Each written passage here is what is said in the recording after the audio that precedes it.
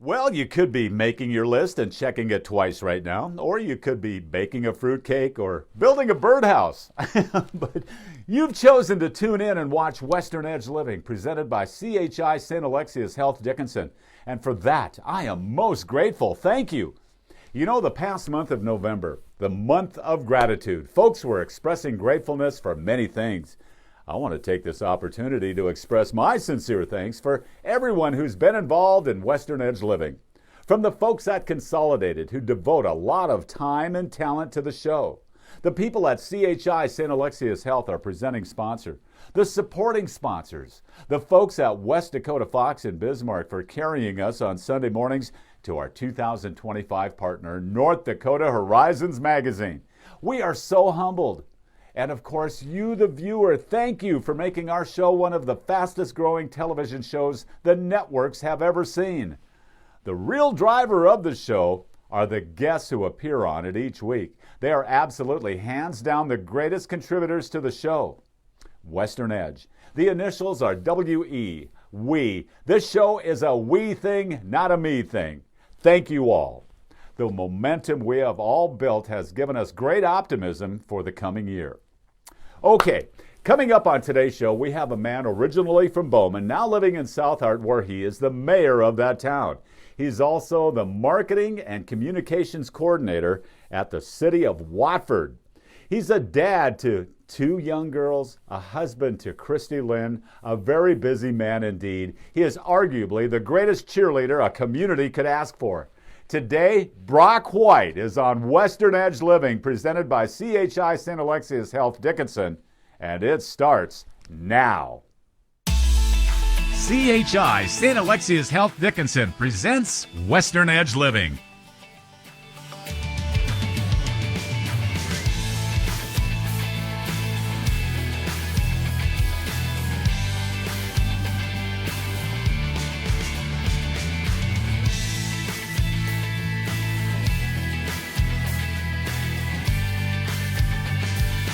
Western Edge Living. Wise men say only fools rush in, but I can't help falling in love with you.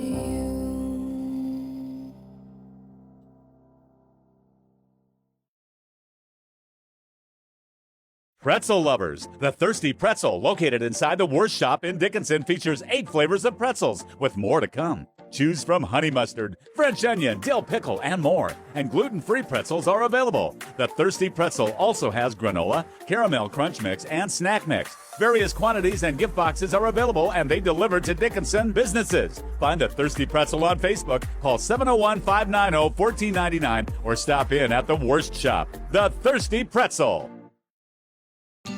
Medora Boot and Western Wear in the heart of historic Medora. Open 10 to 5 every day, but closed Tuesdays. Boot is their middle name, and they have over 1,500 pairs of boots in stock for all ages and sizes. They also have the all-new Higher Boot with many new styles, Western clothes, belts, caps, hats, and more, including a great line of toys and Longhorn wall decor. Medora Boot and Western Wear for the cowboy and cowgirl in you. Medora Boot and Western Wear.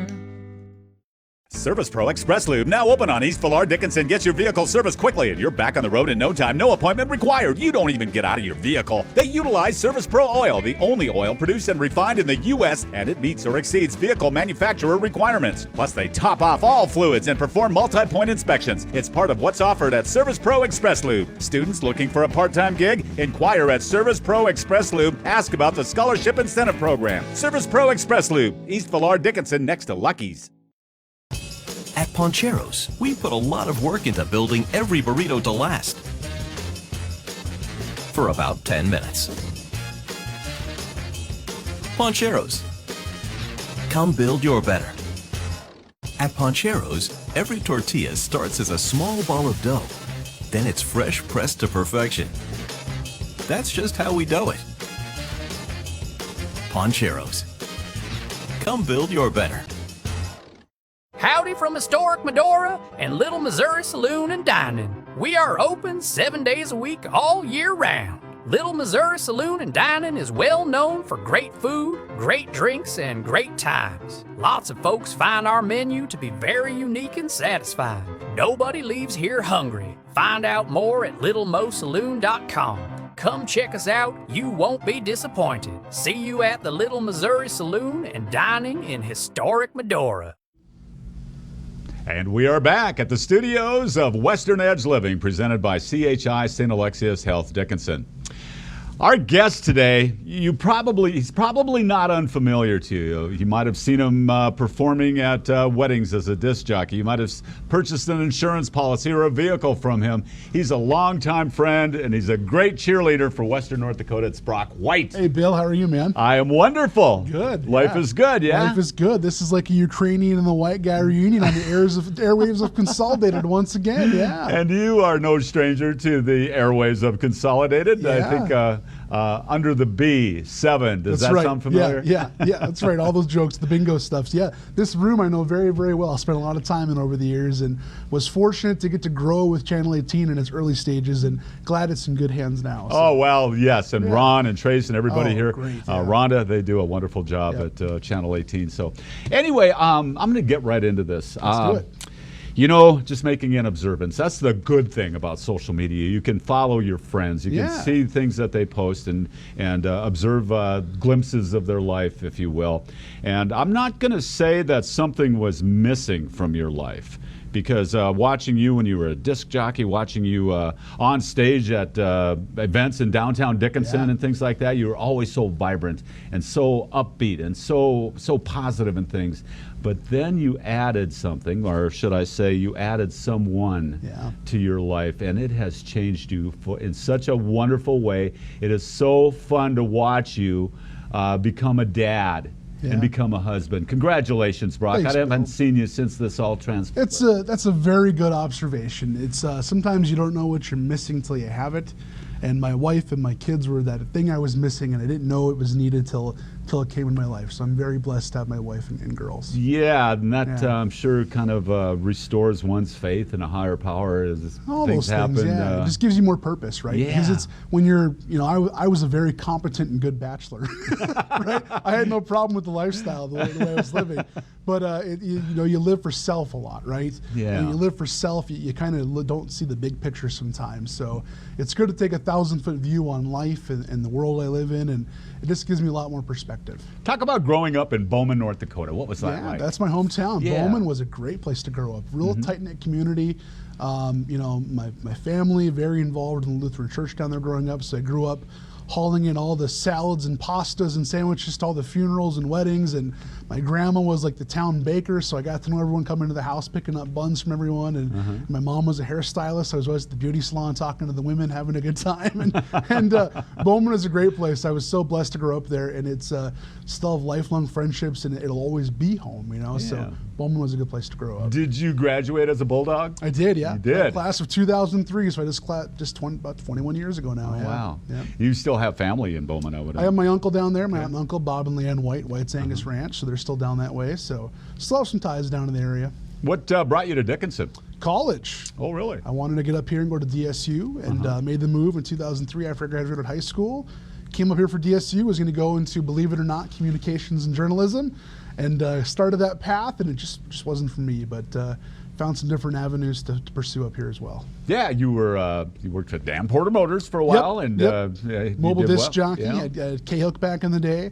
Somebody just posted a picture of you from My back buddy in the Luke. day. Yeah, Luke posted a picture of us DJing a wedding. I want to say it was like 2005 or 6. Wow, We 20 didn't years have a ago. laptop. We had a CD rack. So, I started DJing with K-Hook. At the time, they were the largest mobile operator of disc jockeys in North Dakota. They had 8 vans, and they had like 600 weddings a year. It was a crazy number. I got to work with them. I actually started DJing in Bowman in the 7th grade. That's when the journey started, yeah. My band teacher didn't want to do the junior high homecoming dance, so he said, can you bring your CDs and I'll give you all the pop and candy you want and you can do it. I said, you got a deal. So that's when I started. And so actually growing up in Bowman, I DJ'd some small weddings, some family reunions, school dances, that kind of stuff. So coming into Dickinson, I kind of had that background and that love for music and the entertainment aspect of it all. Yeah, and you're not genre specific either. You know, you've liked rock and roll, you've liked country, man, and just about red dirt country. Yeah, just like you, Bill. Good music's good music, right? Doesn't matter where it comes from. Yeah, absolutely. And being a disc jockey helps you, kind of take advantage of that love for good music and using it as a tool to liven up the place, right? Yeah, even like I'm a promoter at heart, right? So I love to share new things with people. So if there's new good music out there, something I'm really jiving on, I want to share it with the whole world. I want everyone to see how good it is. Yeah, and you love live music too. It's good for the soul. Love it. I should mention that one time I'm walking down the mall at the Mall of America in Minneapolis. Who was in town? Garth Brooks. Who do I run into? Brock White. So I went to Minneapolis to see Garth and Brock. I got to see you too. Yeah. But how many times have you seen Garth, by the way? Man, I want to say it was like 11 times we saw Garth Brooks. We saw a lot. Oh, golly. Yeah. So your life took its course, doing these various things, all good. Everything was positive. Everything was upbeat. Everything was moving in a good direction. And then you when did you get married? I think 5 years ago? 5 years ago. So I got married November 9th of 2019. What led you to politics, namely the office of mayor in Southard, North Dakota? What led me to politics? I guess I'm just a glutton for punishment. No, Bill, I would say just like some people, I've always had an interest in the political world. As a kid, I got enamored with national politics, presidential elections, the history of all those things, the mechanisms of how it all works. And so I was actually approached by a few people in Southard saying I should run for the open spot on city council. Okay. So I was first elected to city council in Southard in 2020. June of 2020 is when I started. And you ever put a pair of pants on or a glove and it feels right. Yeah, it really makes sense. All right. That's kind of what happened for me. So well, apparently the voters thought so too, because you got like 85%, didn't you? Well, yeah. It's the joke. A joke I was telling people is, if you want to be mayor in a small town, just stand outside of City Hall and you'll get your turn eventually, right? But that's not the case. Yeah, the voters very, very much believe in what we're doing there and have our back. So it's very, very humbling. What are some of the surprises you found as you stepped into that office? Well, I would say the biggest thing, so the mayor of Southard for 27 years or more was Floyd Hurt. Right. Floyd had been there forever. And so when you have that much institutional knowledge, one person that just knows how everything works, there's a lot of things you just have to kind of learn along the way, right? So stepping into it, for me, the biggest adjustment I'd say since I was officially sworn in July of this year is just the pace of everything. Sometimes things don't go fast enough, and there's mechanisms it has to go through for various reasons. So that's been the biggest adjustment, is just kind of learn the rhythm of how we can get things done, how we can progress a project, how we can progress an idea, versus I want to do something, I'm going to go do it, and just jump into it, right? That's like the entrepreneurial business mindset versus how the mechanisms of government have to work. So that's been the biggest learning curve, I would say. How long did you say Mr. Hurt was the mayor? Oh, since I think 20-some years. 20-some years. Yeah. Recently, they dedicated a little park to his name. We did. So there was a park on the south side of town. It was right next to his house, actually. And I got to tell you, the minute the July meeting, I was sworn in, took over the seat, if you will. Floyd walked out of the room, his last meeting presiding over us. I looked at our members and I said, let's talk to the park board and see if we can dedicate the park in Floyd's name next to his house. Was that your first act as mayor of Southard? I think it might have been. It might have officially been. How noble. Well, I think I put on the post I made on Facebook, and I said at the dedication that my favorite quote when I think about Floyd is that a society grows great when old men plant trees in whose shade they'll never sit. Someone like Floyd dedicated his life to making Southard a better place, and for no external reasons except doing the best thing he can for the place he lives. So for someone like that who never sought validation, never sought any kind of recognition for his work, I think the least we can do is try to give him his flowers while we still can. And that was a big motivator for us there. That is so ironic that you mentioned that, because I did read that. And right away, my mind went to Korchak Ziolkowski, who's started the Crazy Horse Monument. And he started that, knows he's not going to ever see the finished product. Yeah. And so what you did for Mr. Hurt is pretty noble. The least we could do. He's been so gracious in helping me kind of adjust to this role and share his knowledge with us, and being always a phone call away. He didn't have to be, but he is. And because he knows that if his cooperation, the way he helps us get on our feet as a new council, new mayor, it makes everybody better. It makes the city better, and his work is lasting. And he planted literal and figurative trees in that community over the years. Yes, so he did. we got to keep it going. Yeah, and the Hurt family is well known in the community. Yeah. Awesome. So not only are you the mayor of South Hart, which could be a conversation we could go on and on about, many questions about that, but you also have another position that you've been with for some time now, and we're going to talk about that here in just a moment as our conversation with the mayor of South Hart and something else that you're going to find out about it if you keep the dial where you have it here on Western Edge Living, presented by CHI, St. Alexius Health Dickinson. We'll be right back. You know, I got 2 home runs. You got 2 jacks. And then my grand slam, I signed the ball for you. Okay. And it says, Papa, I love you. Why did you do that? Because you taught me everything about baseball. I'm so sweet.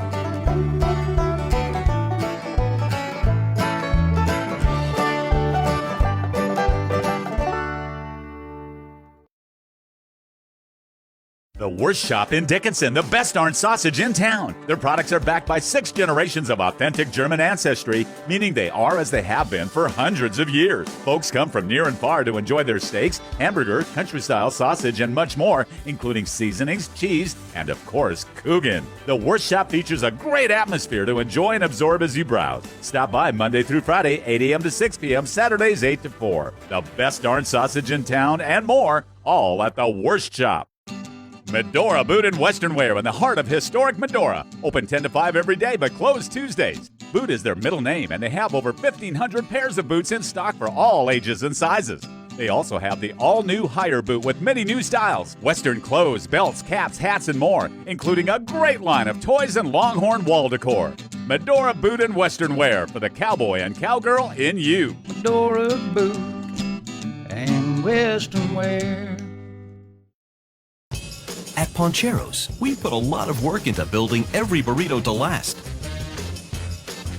for about 10 minutes.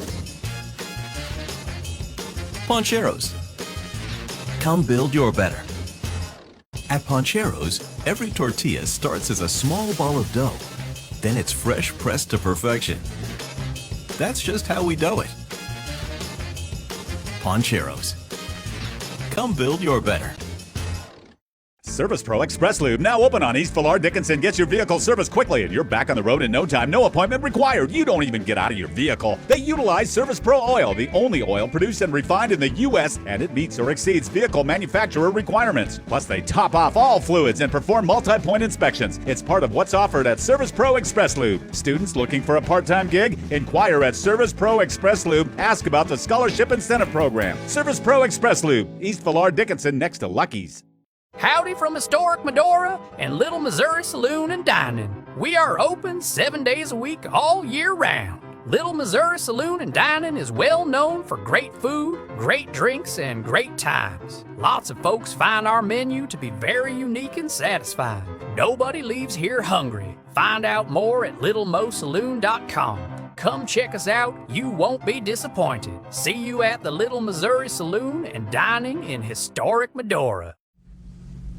WesternEdgeLivingTV.com. Check out our website. Find out more about our show. There's ways to contact us. If you have suggestions, you have ideas for guests for the show, we would love to hear from you. We thank you for watching today as we continue our conversation with the mayor of South Hart, Brock White. That still sounds weird. It does. You're not used to it yet. People address me as Mayor White, and I'm like, "Who are you talking to? Are you talking to me?" Like that's a little strange sometimes. It feels. And we got a piece of mail at the house like a few weeks after it happened, and it said the Honorable Mayor Brock White. And my wife rolled her eyes and goes, "Do I have to say this now too?" And it's like, "Oh no, it's all We're going to get into your other role here in just a minute, but one question that I have that I want to ask about for the city of South Hart. Yeah.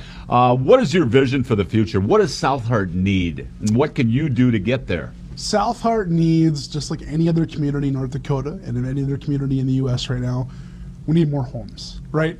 I look at our population of South Hart, it's right about 400 people. Our school, we have a K through 12 school, a fantastic school, right? Open enrollment, but in the school, is about 400 students. So that means we have a large population of our school-age children that don't live in town. So trying to find ways to develop, be smart about it, not pass that cost on to the taxpayer, the burden onto them, right? So trying to find partnerships with developers, other people like that. If we can continue to grow South Art at a pace of 10 to 20 homes every decade like it has been, that sets us up for success in the future. It makes our town more viable and more vibrant and a place people want to be. I chuckle, Brock, because I think the last conversation we had was, hey, did you hear the new song by Garth Brooks? And now you're sounding like a politician. Well, it's just, you think about the places you live, right? And you know, do you want to be in the room when those conversations are happening that affect where you live at, or do you want to sit in the sidelines and complain without trying to affect change? Yeah. And I just made a choice that I want to affect change. Wow. Okay. You are also, along with your mayoral duties in the city of South Art, you are also the marketing and communication coordinator for the city of Watford. Nobody is a bigger fan of what's transpired in Watford City over the last decade or even longer than I. It is amazing what that community has done and continues to do. And with your attitude and your expertise and your whole mantra, Brock, I can see how you fit in so well into that community. Well, I will tell you right now that that community has rubbed off on me quite a bit. And the leadership of McKenzie County and of Watford City, it's a place of collaboration, and that's not very common in some places, right? So getting to be a part of that and see how when an opportunity presents itself for the greater good, instead of putting up barriers, they remove them and get them out of the way to make things work. So that really has given me a lot of inspiration, if you will, being up there in Watford City. And Watford City, to me, has done the work. They've been doing the work for quite a while now of making it a livable place, a place families want to come to and plant their roots, right? It's really easy when they were going through the boom to say, hey, people come, people go. Bare minimum, they said the opposite. They said we're going to invest in ourselves and make this more people want to come and live long term, permanently. And what that does, that's allowed it to kind of blossom and grow into what it has. And I think someone just needed to come tell the story a little more, is all. So that's where I come in. They made the position. It was a brand new position. They brought me on board. And my goal is to kind of help tell the story of a community that's invested in itself and innovates and collaborates on all aspects. I am so impressed with what they've done because, oh man, the challenges that they faced over the years when the boom first started and people were living literally underneath other trailer houses and stuff like that. You hear all those stories and what they did to that community to build up the infrastructure and then build things around the infrastructure. Everything from the Veterans Memorial to the new school, the Rough Rider Center, the City Works building, the Ag Complex. Amazing. I'm going to throw some names out here. And I want you to comment on each one. First of all, former Lieutenant Governor Brent Sanford. Visionary. Brent, I got the chance to interview him for a project we did up there, a documentary we put together. And there were so many just sound bites that came through. I think Brent has the ability to distill a big idea and make it presentable to anyone immediately because he sees the big picture. So definitely a visionary person. Chris Kubel. Energizer Bunny and promoter, right? He bangs the drum loud for the Expo. Fantastic facility, a lot of great events up there. You speak about the Western culture of North Dakota, especially Western North Dakota, rodeo, power sports, those kind of outdoor things. Chris speaks that language, right? He knows that world. And there's no one that's a bigger cheerleader for those than Chris. He's a great guy. Gene Beater. Boy, where do I start? An inspiration. I've gotten to know Gene better over the past few years. I still don't know him, I guess, maybe as good as you or other people do. But boy, Gene's like the sage wise man of Watford City, McKenzie County, right? That's a guy, visionary too. And if the interviews I've done and got to talk to people about, I think a lot of the way that Gene approached things got passed down to Brent, right? So some of those shared values and how you work together and collaborate and build consensus on big things. Jesse Veter Schofield. Oh, I love Jesse. So Jesse works in our office too. Jesse is the director of the Long X Arts Foundation up there, the regional arts council for Watford City, McKenzie County, that region. Just a spark plug too. Someone that wants to enrich the community with arts and culture and gives all of herself to make that happen, more than sometimes she has the ability to, because she spread herself so thin doing so much, but she'll give every last drop as long as she can. North Dakota Cowboy Hall of Fame going to have our annual meeting in February at the Ag Complex in Watford City. Looking forward to it. Gene Veter's on the board of directors at the Hall of Fame. The wise man, I'll call him. Yeah, that's what he is. Yeah. So we're looking forward to spending time in Watford. As an observance, on the outside looking in, it seems like the challenges that they had, 12, 15 years ago to where they're at today, it looks to me, Brock, that a group of individuals that got together, that got along, that cheered each other on, and they all had a common goal, led to what we see in Watford City today. Is that a fair observance? Fair assessment. Okay. But I will tell you, in the time I've spent kind of helping tell the story and learning the backstory, that's a generational thing. That's been going on for a long time. So you go back to when Watford City had its Main Street redevelopment in the 2000s, First International Bank building, those kind of things. Those were collaborative efforts led by city, county, private individuals coming together to make these things happen, right? So there's a long history of that collaboration dating back before the boom, and I think that mindset, that philosophy, set them up for a place of success when the boom did come and presented the opportunities it presented. Wow.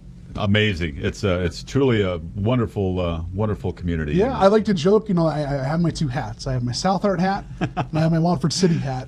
I wear them proud both at the same times a lot of the time, but there's so much synergy, and I get blessed to be able to learn from the leadership up there and the people I work with and the things they went through, the experiences they had, because there's people in the rooms I'm in that have some war stories to tell and can really impart some good advice on you, and you walk away with it whether you realize it or not. Well, wrapping up today, I just got a couple more questions for you, Brock, and wish we had more time, because it's not every day a journalist can bring a liaison between the cities of Southart and Watford City all in one breath. So, but anyway, is there any question that I haven't asked? Anything that you think our viewers should know about Southart, about Watford City, about Brock White, anything? Well, I would say about Southart is our golf course. So Pheasant Country Golf Course underwent a major renovation in the past 2.5 years. Multi-million-dollar project thanks to the generosity of some amazing individuals. And our golf course, I dare say right now, is one of the best in the county, if not this side of the Missouri, right? So fantastic course. They've changed the layout, added bunkers, added trees. If you haven't golfed Southart in a minute, come on back out this next summer. You want to be out there at Pheasant Country. It is really the jewel of our community, and that goes back to some visionary thinking too. The farmers and the city leaders that got together with their own equipment, their own tractors, and said, let's build a golf course. Wow. And they did, and it changed the trajectory of Southart forever. All right. One more question, one that I already know the answer to. You're a happy man, aren't you? Oh, well, yeah. I mean, you've always been happy, though. Yeah, yeah, Billy, you find the joy in what motivates you, what gives you purpose, and what fills your bucket, and I just want to keep doing things that fill my bucket that I find interesting. This has been a pleasure, Brock. Thank you for spending time with us. Good to connect again, buddy. I appreciate it. Yeah. Yes, Brock White, the mayor of Southart, the marketing and communications coordinator for the city of Watford, our guest today here on Western Edge Living, presented by CHI St. Alexius Health Dickinson. Thank you for watching. And how many touchdowns are you looking for this week? How many touchdowns? 2, 1, 2, 3? Hey, what are you going to go for? Hopefully I'll get that one. Let's shoot for something, right? Yeah. Let's shoot for me personally, I hope to get one. I haven't got one yet this year. But as a team, we're going for 35 points, so we'll take 5 touchdowns. Like that. That'll work. That'd be great. Okay. You want to give any shout out to our fans back in North Dakota, all the Vikings fans back there in Southwest North Dakota and everything? Yeah, appreciate you guys' support. We appreciate it. We're struggling this year, but your support means a lot to you, to us, and do support us. Thanks, Tony. Appreciate it.